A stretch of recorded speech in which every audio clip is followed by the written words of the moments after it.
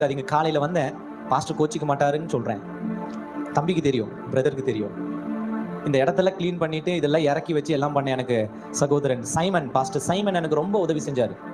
எனக்கு ஆல்ரெடி ஆக்சிடென்ட்ல 2 ஷோல்டர் அடிபட்டு இறங்கி இருக்கு, வெயிட் தூக்க முடியாது. ஆனாலும் ஆண்டவருக்காக ஸ்தோத்திரம் சொல்லிட்டு தூக்கிட்டேன். எல்லாம் பண்ண உதவி செஞ்சாரு. சரின்ட்டு தண்ணி வருதுல என்ன செய்யறது அப்படின்னு நமக்கு ரெகுலர் வேலை இல்லையா, அது என்னமோ ஆண்டவர் அனுமதிச்சிருக்குது. அங்க டாய்லெட்டுக்கு போறேன். டாய்லெட்டுக்கு போனா யாரோ ஒருத்தர், இதெல்லாம் சங்கடப்பட அருவருப்பாக ஒரு காரியம் இல்லை, நம்மள மனுஷன் தானே. நான் டாய்லெட்டுக்கு போனா யாரோ ஒருத்தர் டாய்லெட் போயிருக்காங்க, தண்ணியே ஊத்துல. நான் அங்க போய் நிக்கிறேன். நான் நடத்துகிற இந்த ஜெப கூட்டத்திற்கு என் சகோதர சகோதரிகள் வந்துட்டாங்க. நான் நடத்துறேங்க, என்ன நம்பி வந்திருக்காங்க சகோதரனும் சகோதரியும். நான் எப்படி விட முடியும்?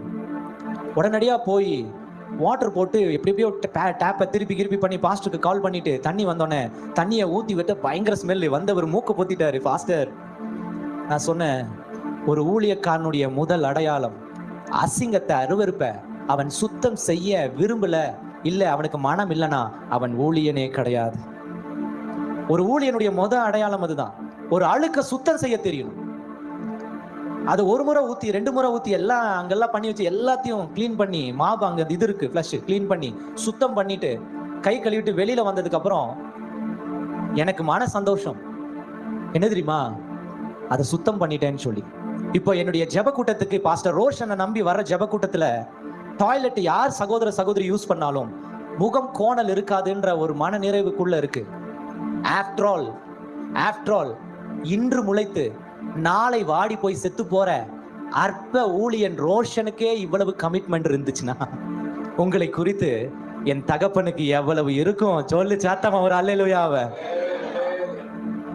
உன்கிட்ட இந்த ஆதாயத்தை தேடுற, உன் காணிக்கைய வாங்கி திங்கிற ரோஷனுக்கு உன் மேல இவ்வளவு அன்பு இருந்துச்சுன்னா, அப்படிதானேங்க? உண்மைதானே?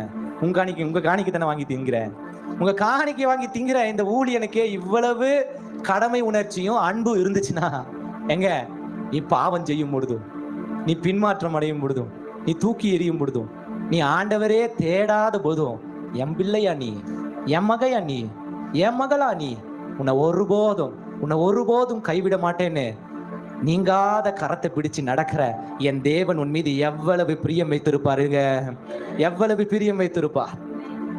அந்த பிரியத்தோட வாழ்கிற வாழ்க்கை தான் நிறைவான வாழ்க்கை. ஹல்லேலூயா.